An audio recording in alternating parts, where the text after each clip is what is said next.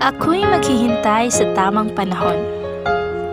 Lumipas na ang mga araw at ang mga buwan ay nagdaan, ngunit sa kabila ng lahat, ako pa rin ay naghihintay. Ang pag-ibig ay hindi madali, kailangan ng pasensya at tiyaga, at sa bawat sandali, naghihintay ako ng tamang panahon sa pag-ibig na totoo. Kaya't ako ay patuloy na naghihintay sa taong magmamahal ng tunay, at sa Diyos aking gabay ako'y umaasa. Hindi ko hahayaang ang pag-ibig ay magiging dahilan ng aking kalungkutan, dahil sa bawat sandali ng paghihintay, ako'y nagpapalakas ng aking pananampalataya.